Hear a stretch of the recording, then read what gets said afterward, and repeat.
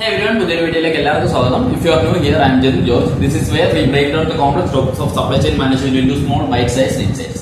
So, അപ്പോൾ ഇന്ന് നമ്മൾ ഡിസ്കസ് ചെയ്യാൻ പോകുന്നത് രണ്ട് മാനുഫാക്ചറിംഗ് സ്ട്രാറ്റജീസിനെ പറ്റിയിട്ടാണ്. ഒന്ന് മേക്ക് ടു ഓർഡർ, രണ്ട് മേക്ക് ടു സ്റ്റോക്ക്. സോ എന്താണ് ഇത് തമ്മിലുള്ള ഡിഫറൻസ്? നിങ്ങളിപ്പോൾ നോക്കിക്കഴിഞ്ഞാൽ ചില പ്രൊഡക്ട്സ് ഒക്കെ നിങ്ങൾ മേടിക്കാൻ ചെന്ന് കഴിയുമ്പോൾ നിങ്ങൾ ഇൻസ്റ്റന്റ്ലി ആ പ്രൊഡക്ട്സ് അവൈലബിൾ ആണ്. As soon as you pay the amount you can get the product. പക്ഷേ ചില പ്രൊഡക്ട്സ് ഇപ്പം when it comes to formal wears or custom tailored dress ആയിക്കോട്ടെ അല്ലെങ്കിൽ കസ്റ്റമൈസ്ഡ് ആയിട്ടുള്ള എന്തെങ്കിലും പ്രോഡക്റ്റ് ആയിക്കോട്ടെ, അത് കുറച്ച് സമയം എടുക്കും അല്ലേ. നിങ്ങളൊരു ഫുട്ബോൾ ടീം ആണെന്നിരിക്കട്ടെ, നിങ്ങൾക്ക് ഒരു ഫുട്ബോൾ ടീം ഉണ്ടെന്നിരിക്കട്ടെ, അപ്പോൾ നിങ്ങൾ അതിനൊരു ജേഴ്സി തയ്ക്കാൻ പോകുമ്പോൾ അതിന്റെ നിങ്ങളുടെ ആ ജേഴ്സി നമ്പർ, ആളുടെ പേര്, കാര്യങ്ങളെല്ലാം വെച്ചിട്ട് കസ്റ്റമൈസ് ചെയ്ത് വേണം വരാൻ. അപ്പോൾ അതിനൊരു അറ്റ്ലീസ്റ്റ് ഒരു ഒരാഴ്ചയെങ്കിലും സമയം എടുക്കും അല്ലേ. അതേസമയം നിങ്ങൾക്ക് റെഡിമെയ്ഡ് ആയിട്ടുള്ള ജസ്റ്റ് ഒരു ടീഷർട്ട് മതി എന്നുണ്ടെങ്കിൽ ഇൻസ്റ്റന്റ്ലി നിങ്ങൾക്ക് ആ ഇത് കിട്ടും. അപ്പോൾ എന്താണ് ഇത് തമ്മിലുള്ള വ്യത്യാസം, എന്താണ് ഇതിന്റെ ഒരു പ്രൊഡക്ഷൻ സ്ട്രാറ്റജി, എന്താണ് ഇതിന്റെ പുറകിലുള്ള ഒരു ലോജിക് എന്നാണ് നമ്മൾ നോക്കാൻ പോകുന്നത്. സോ ആദ്യം നമുക്ക് നോക്കാം what is makes to stock. So make to stock refers to the production strategy in which the products are manufactured based on the forecasted demand. So എന്ന് വെച്ച് കഴിഞ്ഞാൽ നമ്മൾ ഫോർകാസ്റ്റ് ചെയ്തിരിക്കുന്ന ഡിമാൻഡിന്റെ ബേസിസിൽ നമ്മൾ ഓൾറെഡി കുറെ പ്രൊഡക്ട്സ് മാനുഫാക്ചർ ചെയ്ത് സ്റ്റോർ ചെയ്ത് വെച്ചിട്ടുണ്ടാവും. സോ കസ്റ്റമർ അപ്പം വരുമ്പോൾ നമുക്ക് ഇൻസ്റ്റന്റ്ലി ആ പ്രൊഡക്ട്സ് കൊടുക്കാൻ പറ്റും. So especially when it comes to standardised products, soft licks അല്ലെങ്കിൽ എന്താ പറയാ ഡ്രസ്സ്, അല്ലെങ്കിൽ സ്റ്റാൻഡേർഡൈസ്ഡ് ആയിട്ടുള്ള ഡ്രസ്സുകൾ, അല്ലെങ്കിൽ ഇപ്പം സ്റ്റാൻഡേർഡൈസ്ഡ് ആയിട്ടുള്ള വെഹിക്കിൾസ് ആണെങ്കിലെല്ലാം ഇതെല്ലാം ഫ്യൂച്ചർ ഡിമാൻഡിനെ ബേസ് ചെയ്തിട്ട് നമ്മൾ, അതായത് ഫ്യൂച്ചർ പ്രെഡിക്റ്റഡ് ഡിമാൻഡിനെ ബേസ് ചെയ്തിട്ട് നമ്മൾ ഓൾറെഡി മാനുഫാക്ചർ ചെയ്ത് സ്റ്റോർ ചെയ്ത് വെച്ചിട്ടുണ്ട്. അപ്പോൾ നമുക്ക് ചെന്ന് കഴിഞ്ഞാൽ നമുക്ക് അത് ഉടനെ കിട്ടും.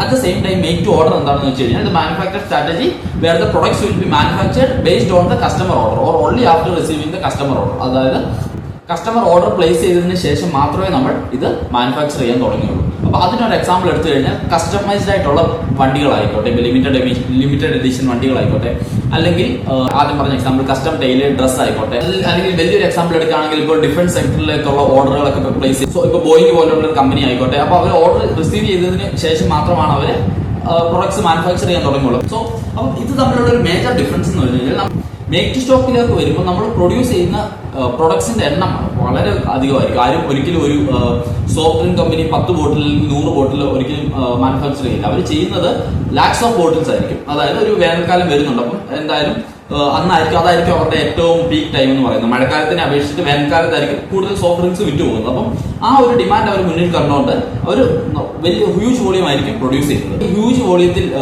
പ്രൊഡ്യൂസ് ചെയ്യുന്നതുകൊണ്ട് there is a concept called economics of scale. അതായത് നമ്മൾ ഒരുപാട് വോളിയത്തിൽ പ്രൊഡ്യൂസ് ചെയ്യുമ്പോൾ നമ്മൾ പ്രൊക്യൂർ ചെയ്യുന്ന റോ മെറ്റീരിയൽ ഹ്യൂജ് ക്വാണ്ടിറ്റീസ് ആയിരിക്കും. അപ്പം എല്ലായിടത്തും നമുക്കൊരു ഡിസ്കൗണ്ട് കിട്ടും. അതുകൊണ്ട് തന്നെ നമുക്ക് ആ സപ്ലൈ ചെയിന്റെ കോസ്റ്റ് നമുക്ക് കുറവായിരിക്കും. അപ്പം പക്ഷെങ്കിൽ ഇവിടെ ഒരു ഡിസ്അഡ്വാൻറ്റേജ് വരുന്നത് എന്താണെന്ന് വെച്ച് കഴിഞ്ഞാൽ ഇൻവെന്ററി ഹോൾഡിംഗ് കോസ്റ്റ്. കാരണം ഇതെല്ലാം പ്രൊഡ്യൂസ് ചെയ്തിട്ട് ഇതെല്ലാം നമുക്ക് എവിടെയെങ്കിലും സ്റ്റോർ ചെയ്ത് വെക്കണമല്ലോ. അൺലെസ് ഇത് വിറ്റ് പോകുന്ന വരെ നമുക്ക് ഇത് എവിടെയെങ്കിലും സ്റ്റോർ ചെയ്ത് വെക്കണമല്ലോ. അപ്പം അവിടെ വരുന്ന ഒരു ഇൻവെന്ററി ഹോൾഡിംഗ് കോസ്റ്റ് എന്ന് പറയുന്നത് കുറച്ച് കൂടുതലായിരിക്കും, കാരണം ഇത് വലിയ ക്വാണ്ടിറ്റി ആയതുകൊണ്ട് തന്നെ. അതേസമയം മേക്ക് ടു ഓർഡറിലേക്ക് വരുമ്പോൾ ഇതിന്റെ ഒരു അഡ്വാൻറ്റേജ് എന്ന് വെച്ച് കഴിഞ്ഞാൽ നമ്മൾ ഓർഡർ റിസീവ് ചെയ്തതിനു ശേഷം മാത്രമാണ് മാനുഫാക്ചറിംഗിലേക്ക് പോകുക. അതായത് ഓർഡർ റിസീവ് ചെയ്തതിനു ശേഷം മാത്രമേ നമ്മൾ റോ മെറ്റീരിയൽ പ്രൊക്യൂർ ചെയ്യുള്ളൂ. അപ്പം അവിടെ വരുന്ന അതുകൊണ്ട് തന്നെ നമുക്ക് ഒരു ഫോർകാസ്റ്റ് ഡിമാൻഡിന്റെ ആവശ്യമായിട്ട് വരുന്നില്ല, കാരണം റിയൽ ഡിമാൻഡിന്റെ ബേസിസിലാണ് നമ്മൾ ചെയ്യുന്നത്. അതുകൊണ്ട് തന്നെ ഒരു എക്സസ് സ്റ്റോക്കോ അല്ലെങ്കിൽ ഒരു വിറ്റ് പോവാതിരിക്കുന്ന ഒരു അവസ്ഥയൊന്നും അവിടെ വരില്ല. പക്ഷേ ഇവിടെ ഒരു ഡിസ്അഡ്വാൻറ്റേജ് വരുന്നത് ഒരു ടൈം ഡിലേ ഉണ്ടാവും. കാരണം ഓർഡർ പ്ലേസ് ചെയ്ത് കുറച്ച് നാൾ കഴിഞ്ഞിട്ടേ നമുക്ക് ഐറ്റം കിട്ടുള്ളൂ. അപ്പൊ ആ ഒരു ഡിലേ അവിടെ ഉണ്ടാവും. സോ അപ്പം that is a difference between both.